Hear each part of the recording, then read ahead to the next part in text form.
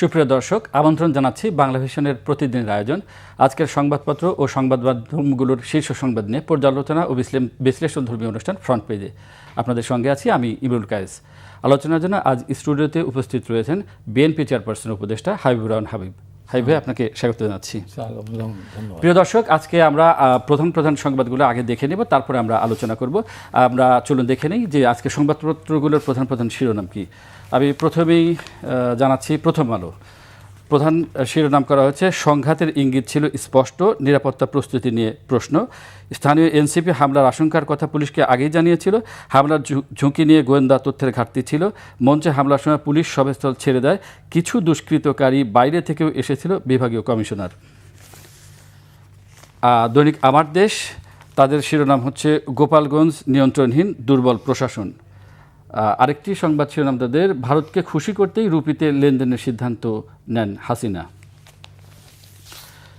দৈনিক ইত্তেফাক শিরোনাম করেছে এসএসসির ফলাফলে উদ্ভট যত ভুল। ঠাকুরগাঁওয়ে এক বিষয় পরীক্ষা দিয়ে 3 বিষয়ে ফেল 25 শিক্ষার্থী। এছাড়া গোপালগঞ্জ নিয়েও রয়েছে যে থমথমে গোপালগঞ্জ, বাড়ল কারফিউ। গ্রেপ্তার 25, সুরতহাল ও ময়নাতদন্ত ছাড়াই 4 জনের দাফন ও সৎকার সম্পন্ন। এরপরে জানাচ্ছি সমকালের শিরোনাম, আগের সব সংস্থার নিবন্ধন বাতিল, কমল পর্যবেক্ষকদের বয়সও। উপদেষ্টা পরিষদের অনুমোদন পেল ভোটার তালিকা আইন সংশোধন। ভোটার হওয়ার সুযোগ পাচ্ছে 60 লাখ তরুণ। পর্যবেক্ষকদের শিক্ষাগত যোগ্যতা ন্যূনতম এইচএসসি। গোপালগঞ্জ নিয়ে করা হয়েছে আরেকটি শিরোনাম, অনির্দিষ্টকাল কারফিউ, থমথমে গোপালগঞ্জ।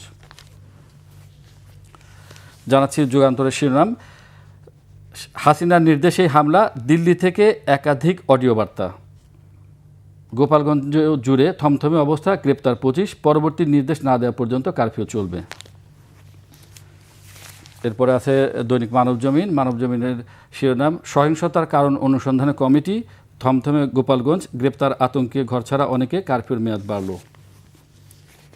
কালের কণ্ঠ, তাদের শিরোনাম, গোপালগঞ্জ থমথমে, বাড়ল কারফিউ।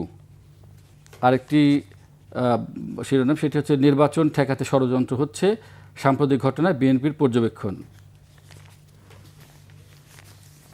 দৈনিক কালবেলা শিরোনাম, ঐক্যমত্য কমিশনের ঐক্য কতদূর, থমথমে গোপালগঞ্জ, গ্রেপ্তার 25। বাংলাদেশ প্রতিদিন, তাদের শিরোনাম, থমথমে গোপালগঞ্জে আতঙ্ক, যৌথ বাহিনীর অভিযানে আটক 20, তদন্ত কমিটি, পরবর্তী নির্দেশ না দেওয়া পর্যন্ত চলবে কারফিউ। আরেকটি হচ্ছে নির্বাচনে ফের সংশয়, উৎকণ্ঠা বিএনপির। দেশ রূপান্তরের শিরোনাম, অনেক কিছুর ভাবনা গোপালগঞ্জের ঘটনা, অনেক কিছুর কারণ হবে আগামীর রাজনীতিতে, এনসিপি এভাবে না করলেও পারত, মান্না, সমীকরণ মেলাতে ভবিষ্যতের দিকে অপেক্ষা করতেই হবে সবাইকে, বিশেষজ্ঞ। দৈনিক নয়াদিগন্তের শিরোনাম, টার্গেট ছিল শীর্ষ নেতাদের হত্যা, গোপালগঞ্জে এনসিপির সমাবেশে হামলা। দৈনিক ইনকিলাব, থমথমে গোপালগঞ্জ, বেড়েছে কারফিউ, নিহতদের পরিচয় মিলেছে, শহর পরিষ্কারে কাজ করছে সেনাবাহিনী ও স্বেচ্ছাসেবীরা। দৈনিক বণিক বার্তা, তাদের শিরোনাম হচ্ছে 18 জুলাই আন্দোলনের গতিপথ বদলে দেন বেসরকারি বিশ্ববিদ্যালয়ের শিক্ষার্থীরা, জুলাই গণঅভ্যুত্থান। আরেকটি হচ্ছে তীব্র গাড়ি সংকটে বাংলাদেশ পুলিশ। এবারে জানাবো দ্য ডেইলি স্টারের শিরোনাম, গোপালগঞ্জ রিলিং ফ্রম 4 ডেথস। আরেকটি শিরোনাম তাদের, fundamental reforms non negotiable, Yunus tells consensus commission. এরপরে আছে সবশেষ নিউজ, তাদের শিরোনাম হচ্ছে curfew extended, probe body form 25 held. আরেকটি হচ্ছে 80,000 outdated buses truck flying roads. প্রিয় দর্শক, সংবাদ শিরোনামগুলো জানালাম, এ পর্যায়ে আমরা আলোচনা যাচ্ছি। আমি প্রথমেই হাবিব ভাইকে আপনার কাছে জানতে চাচ্ছি যে আমরা প্রায় প্রত্যেকটা কাগজে দেখলাম যে গোপালগঞ্জের পরিস্থিতি বলা হয়েছে, এবং সেখানে যেমন প্রথম আলোতে বলা হয়েছে যে নিরাপত্তার যে ঘাটতি ছিল, এবং এনসিপির যারা নেতাকর্মী ছিল তারা আগেই জানিয়েছেন পুলিশকে, কিন্তু তারপর সেখানে নিরাপত্তার ঘাটতি ছিল। এ বিষয়ে কী বলবেন? আপনাকে ধন্যবাদ। বাংলা ভিশনের দর্শক শ্রোতাদেরকে আমার সচেতন সালাম। আসলে আমরা আমাদের দেশে যে সমস্ত গোয়েন্দা সংস্থাগুলি আছে, আগাগোড়াই ঘাটতি তাদের, তাই যদি না হয়তো 75-15 ঘটনা হয়ে ঘটতো না। তাই যদি না হতো তাহলে পরে আবার 2 নম্বর যে ঘটনাটা ঘটলো জেলখানাতে 3 নম্বর হতো না। তাই যদি না হতো শহীদ রাষ্ট্রপতি জিয়া রহমান 30শে মে শহীদ হতেন না। তাই যদি না হতো তো জেনারেল এরশাদ ওইভাবে ক্ষমতা দখল করতে পারতো না। এই একটা ঘটনাও আমার মনে হয়, তাই যদি না হতো বেগম খালেদা জিয়া নির্বাচন করলে নির্বাচন পদ্ধতি কী হবে সঠিক পদ্ধতি না দিত। এই যে বর্তমান সরকার যে বিদায় হয়ে চলে গেল, পালিয়ে গেল, সেটা তো গোয়েন্দা সংস্থার কাছে সঠিক রিপোর্ট তাদের দেয়নি। দেশ কিন্তু এই পর্যায়ে চলে গিয়েছে, অতএব এখনও সময় আছে আপনার নিরপেক্ষ তৎপ্রদর্শক অধীনে ক্ষমতা দিয়ে আপনার কি দাবি মেনে নিয়ে ক্ষমতা হস্তান্তর করেন। তো এই জন্য বলছি যে বড় বড় ঘটনা যেগুলো ঘটেছে একটাও কিন্তু গোয়েন্দা সংস্থা সঠিক মতো তথ্য দেয়নি বাংলাদেশে, অন্তত কোনোটাই না। তো এই জন্য বলি এরশাদকে দেন, আপনার এরশাদ 4 তারিখে 2 তারিখে মাদার উপরে গিয়ে বললেন 2 তারিখে যে আমার হাতে করে রক্ত, ওই ছাত্ররা বলে আমার হাতে রক্ত আছে, প্রায় 50-60 হাজার লোককে একত্রিত করে। গোয়েন্দা সংস্থা বল নাই যে আপনি আজকে বলছেন কালকে 2 দিন পর চলে যাওয়া লাগবে। এই জন্য আমাদের বাংলাদেশের গোয়েন্দা সংস্থার উপরে বিশ্বাস করার কোনো সুযোগ নাই। তো এটা কি গত আমলের, অর্থাৎ গত যে এটা জন্মের থেকে বাংলাদেশের সৃষ্টি থেকে শুরু। তাহলে আমি বললাম ঘটনাগুলো গত আমলের যেটা আমরা দেখেছি তাদের যে প্রধান কাজ, যেমন বিডিআর বিদ্রোহ যে ঘটলো, সেখানে আমরা দেখলাম যে সেখানেও পর্যাপ্ত তথ্য পাওয়া যায়নি বা গোয়েন্দা তথ্য পাওয়া যায়নি, কিন্তু আমরা দেখলাম যে একই সময় আবার গোয়েন্দাদের অন্য কাজে ব্যবহার করা হচ্ছে, অর্থাৎ তাদের প্রফেশনাল কাজের চেয়ে অন্যান্য কাজে, যেমন বিএনপির নেতাকর্মীরা কী করছে অথবা বিরোধী দলের অন্যান্য কে কী করছে, এই সমস্ত কাজে, কারোর অডিও ফাঁস করা, এই সমস্ত কাজে আমরা দেখেছি, যেটা গত আমলে আমরা বেশি করে দেখেছি আর কি। হ্যাঁ, বিগত সরকারের সময় তো আসল কাজ বাধ্য অন্য কাজ করতে হতো এবং ওখানে খবর বানানো হতো। যেমন ধরেন চট্টগ্রামে এসপির ওয়াইফ মৃত্যু হত্যা হলো, একেবারে বলে ফেললো যে জঙ্গিদের কাজ, বলে গ্রেপ্তার করা শুরু করে। রমজান মাস চলতেছিল, আমি তো চিৎকার করে বলে 3-4-5টা টেলিভিশনে আমি যেতাম, এটা কী হচ্ছে এটা? এই যে মানুষকে রোজা রাখতে দিচ্ছে না, তারাবি পড়তে দিচ্ছে না, সেহরি খেতে দিচ্ছে না, ইফতার করতে দিচ্ছে না, এই পাপ কে ঘাড়ে নেবে? এটা টোটালি আমি বললাম একদিন দেখা যাবে যে এসপি বাবু নিজেই তার স্ত্রীকে হত্যা করেছে। পরে আমার কথাটা সত্য হলো। তো এই যে জঙ্গি নাটকগুলি সাজাতো, এই জঙ্গি নাটকগুলি আমি তো জোর করে, তখন তো ক্ষমতা ছিল, তারা বললে তো যে কোনো অ্যারেস্ট হলাম এটা মিডিয়া থেকে, একেবারে টোটালি সাজানোর। এই যে আপনার কল্যাণপুরে যেটা হলো, যতগুলি জঙ্গি গুলিবিদ্ধ হয়েছে সবারগুলোর পিছন থেকে মাথার পিছন থেকে গুলি। তো বন্দুক যুদ্ধ হলে পিছন থেকে গুলি হয়। সারুকিয়া যে কিশোরগঞ্জ, যেটা কিশোরগঞ্জের বড় ঈদগাহ ময়দান, সেখানে প্রত্যেকেরা কী হয়, জঙ্গি শেষ পর্যন্ত কী হয় সমস্ত করে, আর জঙ্গি সুনির্দিষ্ট অভিযোগের ভিত্তিতে আমি বাড়ি ঘেরাও করবো। সারা রাত ধরে সোয়াত যাচ্ছে, র্যাব যাচ্ছে, পুলিশ যাচ্ছে, আর্মি যাচ্ছে, যাওয়ার পর সকালবেলা দেখা যায় 2জন মহিলা, একজন প্রেগনেন্ট, একজন ছোটো বাচ্চা আছে, আর কেউ নাই। তারপরে একজন যদি মারা যায় বা তার নামও জানে না, তো নাম জানে না, ঠিকই জানে না, তার পেশা জানে না, বয়স জানে না, বাড়ি ঘেরাও করে নাটক সাজাচ্ছে, হেলিকপ্টার নিয়ে যাচ্ছে, এই করছে সেই করছে, এই অবস্থা। এই নাটক এখনও চলতেছে, এখনও মিথ্যা মানুষ। আমাদের কালকে আমার ঈশ্বরদের একটা ঘটনা করছে, সেনাবাহিনী 3টা থেকে গিয়ে ঘেরাও করছে পুরা বালুচর, যারা বৈধভাবে ওখানে প্রায় 9,60,00,000 টাকা দিয়ে তারা ইজারা নিয়েছে সরকারের কাছ থেকে। সেই ইজারা নিয়েছে, সেই ইজারা বালি তারা কেটে নিয়ে যাবে, সরকার তারা ট্যাক্স দেয়, এবং ওখানে চ্যানেলের জন্য তারাও কয় কোটি টাকা দেয়। সেখানে আমাদের ঈশ্বরদের একটা সন্ত্রাসী গ্রুপ আছে। আচ্ছা, সেই সন্ত্রাসী গ্রুপ প্রত্যেকদিন যায় এখন গুলি করে আর নৌকাগুলি ফিরে চলে যায়। তো সেইটাকে আবার প্রশ্রয় দেওয়ার জন্য এর আগে থানা পুলিশ নিজে ওই সন্ত্রাসীর স্পিডবোট নিয়ে ওই বালু নৌকা আটকালো। আচ্ছা, আটকায় 3 জনকে গ্রেপ্তার করলো ওই নৌকার থেকে। মানে যারা ইজারা নিয়েছে তাদের কথা বলছে, তাদের লোককে গ্রেপ্তার করলো, মানে সন্ত্রাসীদেরকে শুধু। থানা পুলিশের তো নদীতে আমার অধিকার নাই, ওটা তো আমি নো পুলিশ। জি, সে গিয়ে ওই যে সুযোগ সুবিধা নিয়ে মানে যার যে কাজ সে কাজ না করে সেখানে গিয়ে কোনো অস্ত্র পেল না। বাইরে থেকে অস্ত্র হয়তো সন্ত্রাসীদের কাছ থেকেই অস্ত্র নিয়ে, নাহলে তো প্রশাসনকে একসময় জবাব দিতে হবে তুমি অস্ত্র কোথায় পেলে। জি, যখন আমরা দেখলাম তখন অস্ত্র ছিল না নৌকাতে, আর ওই সমস্ত ভাঙা অস্ত্র দিনে ওই সন্ত্রাসীদেরকে মোকাবেলা করা সম্ভব না। আমি এটা প্রতিবাদ করলাম যে এটা কী, এই মিথ্যা জিনিস তো শুনতে চাই না, কারণ মিথ্যা মামলার সাজা প্রথম আমি সাজাপ্রাপ্ত আসামি, আমি টকশুতে গ্রেপ্তার করে আমাকে দিলে প্রথম সাজা।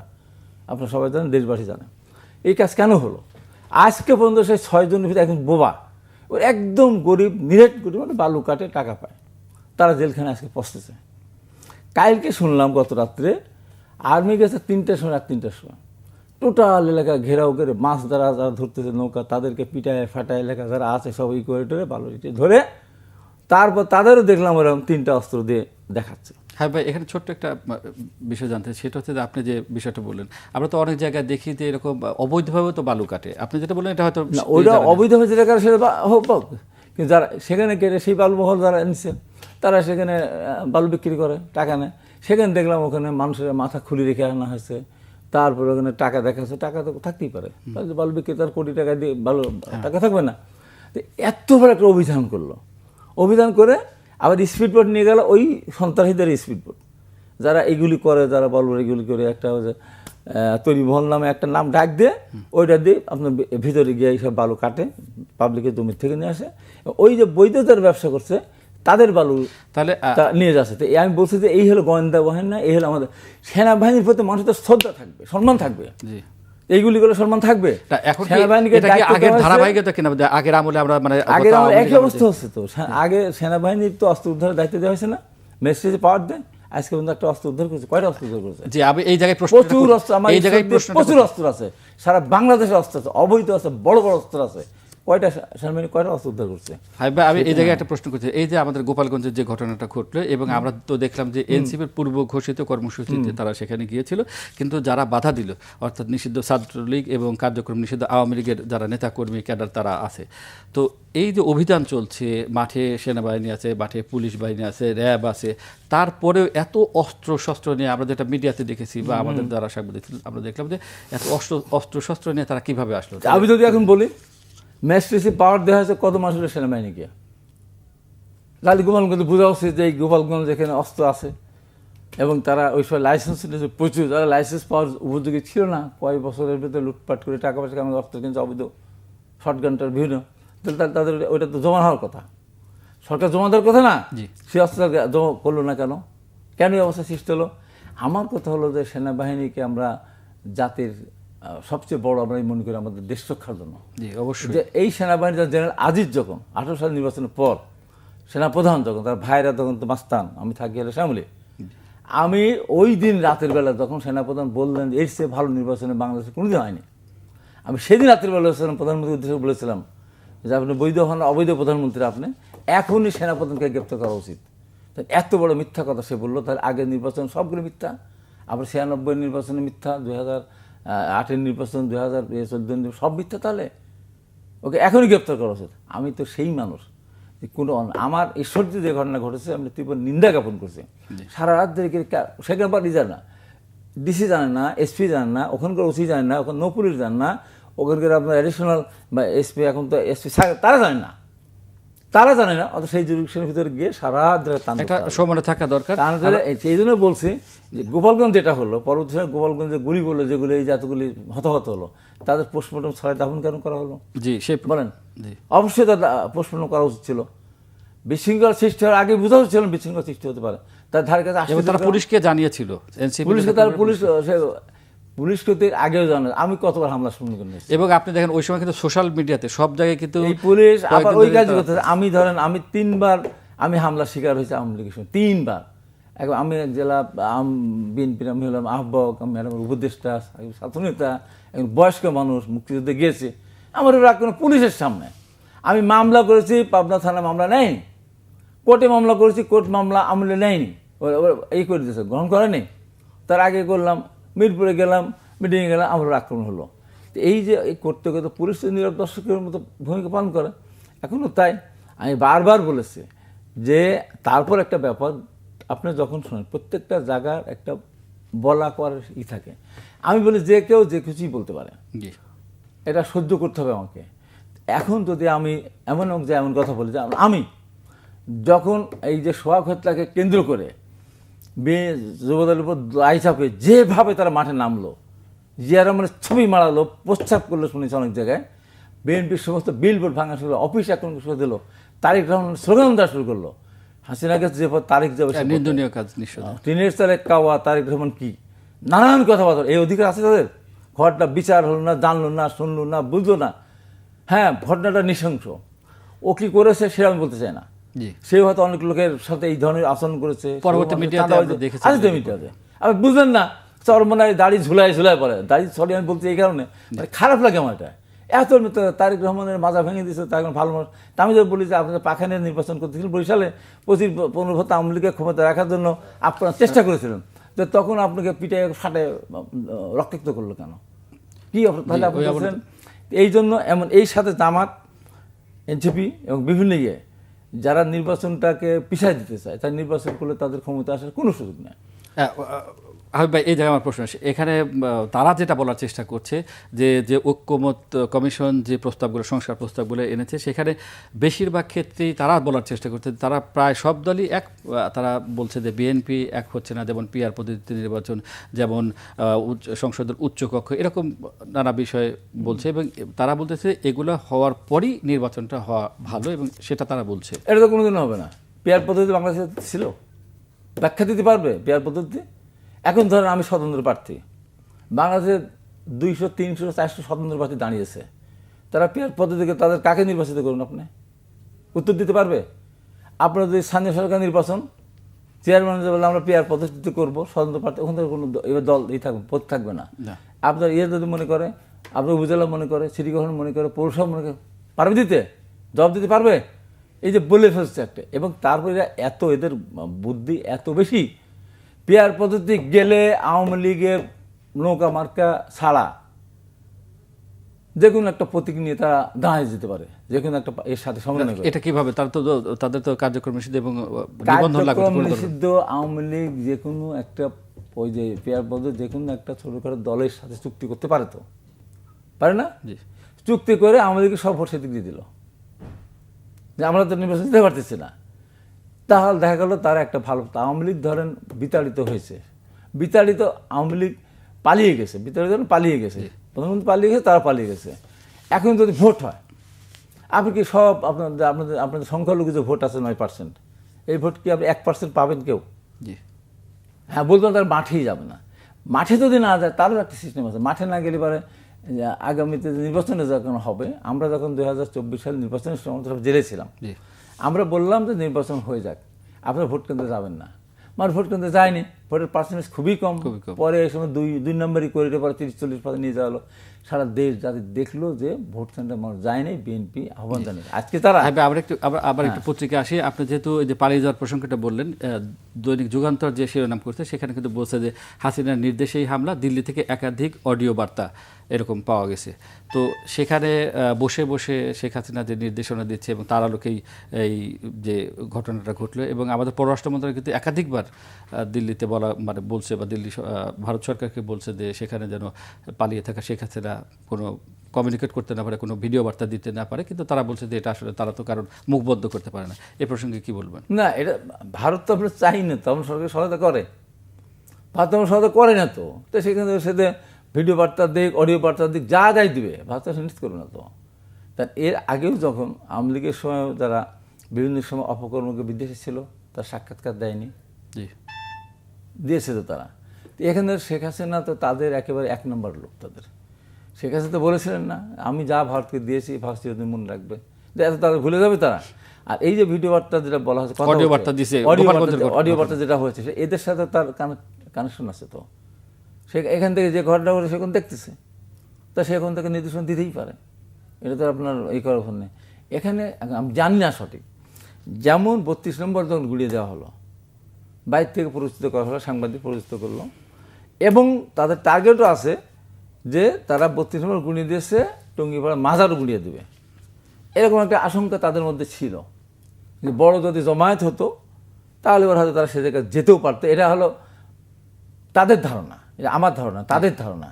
সেই ধারণা থেকে তারা সেখানে পড়েছে, এবং ওখানে গিয়ে যখন মুজিববাদকে মুছে দেবো, দামায় দেবো, চিরদিন উৎখাত, নানান বক্তব্য আছে না। এই সমস্ত বক্তব্যের কারণে ধরেন যে মার্ডার করে তার পক্ষে উকিল নিয়োগ হয় না, অবশ্যই তার পরিবার টাকা খরচ করে না। সে কি ভাবে যে ও মার্ডার হয়েছে, অন্যায় করছে আমার ছেলে, অথবা তার পক্ষে আমি উকিল দান করাবো না? এখন আওয়ামী লীগ সবচেয়ে খারাপ জঘন্য ধরেন, তো সেই দল যারা করতো, তারা কি রাতারাতি তাদের যেখানে জন্ম বলা চলে, ওখানে জন্ম, সব জায়গায় সবটা খাটে। তাহলে আপনি কি বলতে চাচ্ছেন যে এনসিপির যে উস্কানি বা বলতে চাচ্ছেন যে এই ধরনের বক্তব্য যেটা কিছুটা কি উস্কে বলবো, আমাদের সাথে যে আচরণ করে, তারেক রহমানকে ধমক দেয়, আমাদেরকে ধমক দেয়। আমাদের একটা কোটি কোটি যে দলের ভক্ত সমর্থক, সেই দলকে ধমক দেয়, কথায় কথা বলে স্থানীয় সরকার নির্বাচন ছাড়া নির্বাচন হবে না, মালিক কি তারা? গণপরিষদ নির্বাচন ছাড়া নির্বাচন হবে না, মালিক কি তারা? পুরা সংস্কার ছাড়া নির্বাচন হবে না, মালিক কি তারা? সমস্ত বিচার সম্পন্ন না হওয়া তো নির্বাচন হবে না, মালিক কি তারা? এই যে যে ধমক দিয়ে কথা বলে, মানে যত বড় মুখ না তার চেয়ে বড় কথা। আজকে আমি বলি, যদি সরকার তাদের পাহারা না দেয়, আর আওয়ামী লীগ যদি মনে করে যে প্রত্যেকটা জেলায় জেলায় পাহারা দেবো, আমরা জেলে যাবো, আমরা 17 বছর আমরা 15 পরোয়া করছি। আওয়ামী লীগ তো রাষ্ট্রীয় ক্ষমতা ছিল, আওয়ামী লীগের পুলিশ ছিল, বিজেপি ছিল, র্যাব ছিল, সোয়ার ছিল, সেনাবাহিনী ছিল, আনসার ছিল, আপনার রিজার্ভ ফোর্স ছিল, এই ছিল, ছাত্রলীগ ছিল, যুবলীগ ছিল, এফবিসিআই ছিল, আপনার মেডিকেল অ্যাসোসিয়েশন ছিল, সবই তো তাদের ছিল, মসজিদ কমিটি ছিল, সবই ছিল। তো তারপরেও আমাদের দমাতে পেরেছে? পারে নাই। আমরা নদী সাঁতরায় গিয়ে আমরা লক্ষ লক্ষ মানুষ সমাবেশ করেছি, কলার গাছকে ভেলা বানিয়ে আমরা গিয়েছি, আমাদের চুলার ভিতরে পানি ঢেলে দিয়েছে। সেই দলকে ধমক দেয়, সেই দলকে ধমক দেয়, তারেক রহমানকে ধমক দেয়, ম্যাডাম জিয়াকে ধমক দেয়, জিয়া রহমান পোস্টার পাড়ায়। আমি বলেছি পোস্টার যারা পাড়িয়েছে সেই পা সাথে থাকবে না, জনগণ যদি মনে করে। এত বড় সাহস! মহান স্বাধীনতা ঘোষক জিয়া রহমান পাকিস্তানের সেনাবাহিনী মেজর, বহু ভাষার কথা চিন্তা না করে সে দেশের স্বাধীনতা প্রথম নিজের। কেউ কেউ বলার চেষ্টা করছেন এই যে পোস্টার অবমাননা বা জিয়াউর রহমানের প্রতিকৃতি শহীদ জিয়ার প্রতিকৃতি অবমাননা, এটা কেউ কেউ বলার চেষ্টা করছে যে এটা আগের মানে গত সরকার আওয়ামী লীগ সরকার আমলে করা সেই ভিডিও। আওয়ামী লীগও জিয়াউর রহমানের ছবি মানে ওইভাবে পাড়ায় নাই, আওয়ামী লীগ ওইভাবে করতে পারে। আপনার হ্যাঁ, পোস্টার যেভাবে আমাদের কিছু থেকে তো অফিস আক্রমণ করার মতো তারা পর্যায়ে চলে। ভাষাটা কি তাদের? ওইটা কি ভাষা? আমরা 5 তারিখ পরে একই ভাষা পেলাম যে আর্মি আমি সমালোচনা, আমি কাজের সমালোচনা করছি, আর্মি সমালোচনা করতেছি না। কিন্তু আমি যে কথাটা আমার ঘটনাটা বললাম, এত বড় আয়োজন করে সেটা 3টা অস্ত্র পেলো, আর কোনো কিছু পেলো না। এই যে আর্মি ভাবমূর্তি নষ্ট হলো না, তা আমি সেনাবাহিনীকে বলবো যে এই সমস্ত ভাবমূর্তি নষ্ট যারা করে, কোন কারণে তারা গেল, কী কারণে তারা গেল, পড়াশোনা তারা লোকাল জানালো না কেন? এই জন্যই বলি যে আর্মি এদেশে আমাদের হলো সবচেয়ে গর্বের বিষয়। সেই আর্মিকে কি বলে? কুত্তার বাচ্চা সেনাপ্রধান। ক্যান্টনমেন্ট ঘেরাও করবো, ক্যান্টনমেন্ট উড়াই দেবো না। তারপরে তো আমরা দেখলাম গোপালগঞ্জে তো আমরা দেখলাম যে সেই আর্মির আমি যারা এটা বলে, যে মঞ্চে দাঁড়িয়ে বলে, যারা তাদের সাথে থাকে, এই এনসিপির সাথে থেকেই তো ওই মঞ্চে বলেছে কুত্তার বাচ্চা আর্মি, ওই মঞ্চে বলেছে আমরা ক্যান্টনমেন্ট ঘেরাও। আমরা একটু আবার পত্রিকা আসি, কালের কণ্ঠের যে শিরোনাম যে গোপালগঞ্জে থমথমে বাড়লো কারফিউ, আর স্বরাষ্ট্র আরেকটা ছোট শিরোনাম, সেটা হচ্ছে যে গোয়েন্দা তথ্য ছিল, তবে এত পরিমাণ যে হবে সে তথ্য হয়তো ছিল না, স্বরাষ্ট্র উপদেষ্টা বলছে। এখন আমি আপনার কাছে জানতে চাই, এই যে গোপালগঞ্জে কারফিউর মেয়াদ বাড়ানো হয়েছে, সেখানে একটা থমথমে অবস্থা এবং সাঁড়াশি অভিযান চলছে, তো সেখানে তো গোপালগঞ্জে শুধু আওয়ামী লীগ না, আরও অন্যান্য দলেরও তো আছে। পরিবেশ পরিস্থিতি কিছুটা স্বাভাবিক করা বা স্বাভাবিক অবস্থা নিয়ে আসা, যাতে মানুষের দৈনন্দিন কাজকর্ম চলে, ব্যবসা বাণিজ্য চলে, সেই স্বাভাবিক অবস্থা ফিরিয়ে নিয়ে আসার দায়িত্ব তো সরকারের। অবশ্যই সরকার ভাবমূর্তি ক্ষুণ্ণ হচ্ছে না, আন্তর্জাতিকভাবে সরকার ভাবমূর্তি ক্ষুণ্ণ হচ্ছে। একটা দেশের মধ্যে দিনের পর দিন কারফিউ চলে, আর যে ঘটনা ঘটলো, তাহলে ঘটনা ঘটার আগেই এটা করা উচিত ছিল, চিন্তাটা করা উচিত ছিল, তাদের পরিষ্কার দেওয়া উচিত ছিল। আবার এনসিপিরও চিন্তা করা উচিত ছিল, আমার এত তাড়াতাড়ি আমি এই যদি যাবোই আমি ওকে সেখানে, তাহলে বক্তব্য রেখেছে নাকি? জি, মঞ্চ তো তখন ভাঙে নেই, বক্তব্য রেখেছে, কড়া বক্তব্য রেখেছে। ওই বক্তব্য ওইভাবে ওখানে না বলতো, তাহলে হয়তো উত্তেজনা সৃষ্টি নাও হতে পারতো। এখন যদি বিএনপিকে বলে, জামাত যদি বিএনপিকে বলে বিএনপি সন্ত্রাসী সংগঠন, আমি মানবো না, আমার জীবন চলে তাই মানবো না। কিন্তু ওইখানে ওরা ওই রকম হবে মন ভাঙচুরের পরে ওরা যখন আবার পুলিশে প্রোটেকশন নিয়ে যখন চলে যাচ্ছিল, তখন একটা মোড় আছে, সে মোড়ের ওই মোড়ে যাওয়ার পরে তখন থেকে আবার তো চারপাশ থেকে আক্রমণ করা হয়েছে। সে আক্রমণ তাদের আছেই, তারা জানে তাদের ক্ষমতাচ্যুতির সাথে তাদের সম্পর্ক আছে, যদিও কথা চৌরঙ্গি মোড় সম্ভবত তাদের কথা তার বলতো না। আপনি দেখেন আমার 12 তারিখ থেকে আমার প্রতিদিনের আমার ভিডিও দেওয়া আছে, লাইভ আছে, কোনো ভিডিও দেওয়া আছে। দেখেন প্রতিদিন আমি কি আন্দোলনকে আগায় নেওয়ার জন্য আমি কিন্তু বলেছি। তো 4 তারিখ পর্যন্ত আমার বলা আছে। এখন কথা হলো যে আমার দেখে শুনে কতগুলো জায়গায় তো পথ হাঁটতে হবে, সব জায়গায় তো সব কথা বলা যাবে না। কিন্তু কিন্তু হাবিব ভাই, গোপালগঞ্জ তো বিচ্ছিন্ন কোনো জেলা না বা বিচ্ছিন্ন বিচ্ছিন্ন কোনো দেশ জেলা না, না, সেটা কিন্তু- বাংলাদেশের অংশ। কিন্তু ওখানে- এবং এনসিপির যারা আছে তারা তো সব জায়গায় যেতে পারবে, যে কোনো দলের সব মানুষ যে জায়গায় কোনো যেতে জায়গায় তো পারবে, যেতে সব জায়গায় সব বক্তৃতা দিতে গেলে সেই ক্ষমতা থাকতে হতো আমার। সেই ক্ষমতা আমাদের তো মেরেছে, আমাদের জিলানিকে মানলো না, আমাদের শেষদরের বাড়ি ওখানে, আমাদের শেষদরের প্রেসিডেন্ট তাকে যেভাবে মেরেছিল, তারপর আমাদের ওখানকার একটা ছেলেকে শেষদল কেন্দ্রীয় কমিটির নেতা তাকে তো মেরেই ফেললো। তো এটা বোঝা উচিত, সেনাবাহিনীর গায়েতে তারা আগুন দিয়েছে, এটা বোঝা উচিত। এখন গোপালগঞ্জ সব মানুষ তো রাতে এনসিপি হয়ে যায়নি, তারা তো তাদের জায়গাতেই আছে। এই জন্য কতগুলো জিনিস আপনাকে ধৈর্য ধরতে হবে। আর আমাদের ধরেন যেসব ভাষায় কথাবার্তা বলে আমরা তো সহ্য করা আমাদের উচিত না। বিএনপিকে জামাত সন্ত্রাসী সংগঠন বলে বিএনপি মানা উচিত? যে জামাতের কারণে ম্যাডাম খালেদার মতো এইরকম মহিষী মহিলা তাদের মন্ত্রিত্ব দেওয়ার জন্য বাংলাদেশ যতদিন থাকবে ততদিন মানুষ এই প্রশ্নগুলি করবে। মহান স্বাধীনতা ঘোষক সেনাপ্রধান আপনার হলো বীরুত্তম, তার দল, সেই দল জামাতকে আপনার পতাকা দিয়েছে, কথা শুনতে হবে না আমার। সেই জামাত যখন তারেক রহমানের সময় বৈঠক করলো ডক্টর ইউনূস, করার পর একটা সমঝোতা আসলো, সেই এনসিপি আসলো, ক্ষমতা পরিষদ তারা আসলো না, কেন বললো আসলো না? তাহলে তারেক রহমানের সাথে কেন বৈঠক করলো, কেন যৌথ বিবৃতি দিল? তারেক রহমান কে? আমরা শেষের দিকে চলে আসছি, আমরা অন্যান্য প্রসঙ্গে একটু আসি। যেমন নির্বাচন বানচাল করার ইস্যু সৃষ্টি করতে এই গোপালগঞ্জের ঘটনা বা এই ধরনের ঘটনা সালাউদ্দিন আহমেদ বলেছেন, ইনকিলাব পত্রিকা এটা শিরোনাম করছে যে বিভিন্ন ইস্যু সৃষ্টি করেছেন নির্বাচন বানচাল করার জন্য আপনার দলের স্থায়ী কমিটির সদস্য সালাউদ্দিন আহমেদ বলেছেন।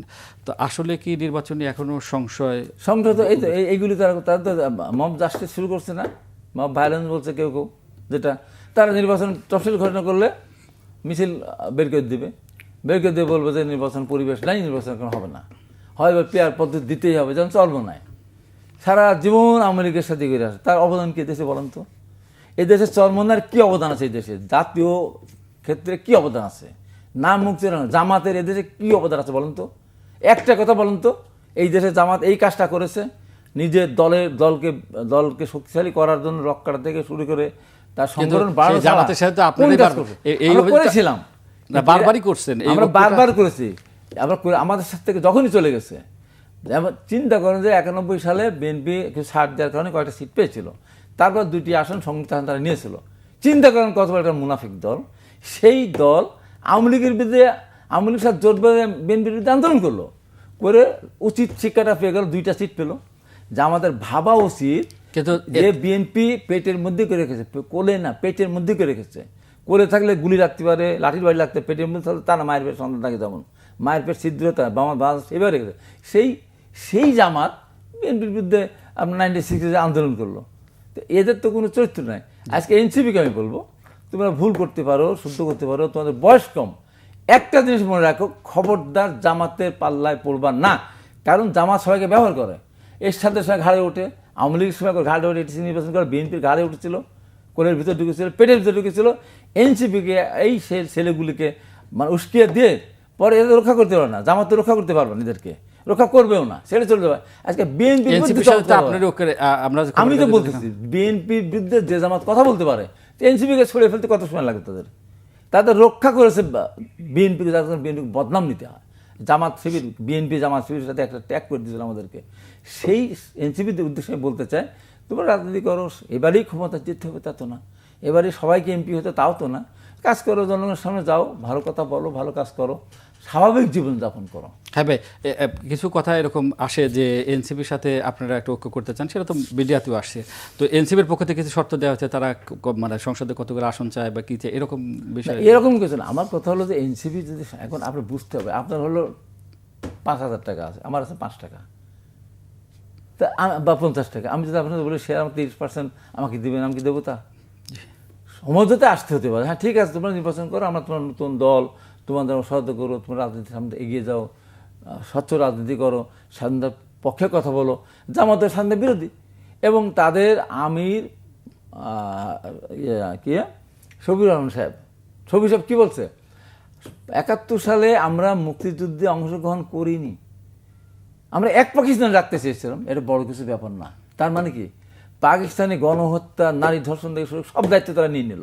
রাজাকার সৃষ্টি করা, শান্তি বাহিনী সৃষ্টি করে, শান্তি কমিটি সৃষ্টি করে, এই মেয়েদের আর্মির হাতে তুলে দেওয়া, সব কিছু দায়িত্ব তারা নিয়েছে।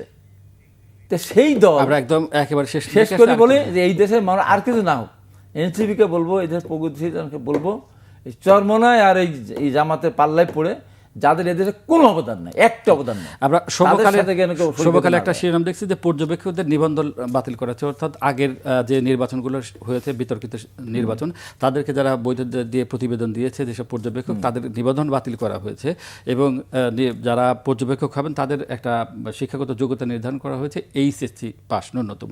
এই বিষয়ে একটু এ বিষয়ে আমার খুব পরিষ্কার বক্তব্য, বিগত সরকারের আমলে যারা সরকার পক্ষেই রিপোর্ট দিবে এবং অন্যায়ভাবে তাদেরকে, দেশের মানুষের সাথে কোনো সম্পর্ক তাদের নাই, গণতন্ত্রের প্রতি তাদের শ্রদ্ধা নাই, জনমতের প্রতি তাদের কোনো শ্রদ্ধা না রেখে তারা আওয়ামী লীগ যেহেতু তাদেরকে পর্যবেক্ষক হিসাবে পর্যবেক্ষণ করার দায়িত্ব দিয়েছিল, সবগুলি বাতিল করে দেওয়া উচিত। বাতিল করে দিয়ে এইচএসসি না, পর্যবেক্ষক আরেকটু ডিগ্রি আগায় দেওয়া উচিত। কারণ তারা তো একটা রিপোর্ট দিবেন, স্বচ্ছ রিপোর্ট দিবেন, ডিগ্রি হয়তো মিনিমাম পেপার এরকম যদি হয় তা ভালো, কিন্তু আগেরগুলি সবই বাতিল করতে হবে। তাকে তারা যে রিপোর্ট দিয়েছে বাতিল শুধু না, যারা ভোটারবিহীন নির্বাচনকে সমর্থন করেছে, যারা 5%, 7% ভোটকে 30, 32, 40% সরকার, এখন তাদের বিরুদ্ধে ব্যবস্থা নেওয়া, বিদেশি কিছু পর্যবেক্ষক কিন্তু ওই সময় তাদের ব্যবস্থা নেওয়া। বিদেশি পদ্ধতি ভুয়া সব নিয়ে আসে, টাকা পয়সা দিয়ে নিয়ে আসে এগুলো।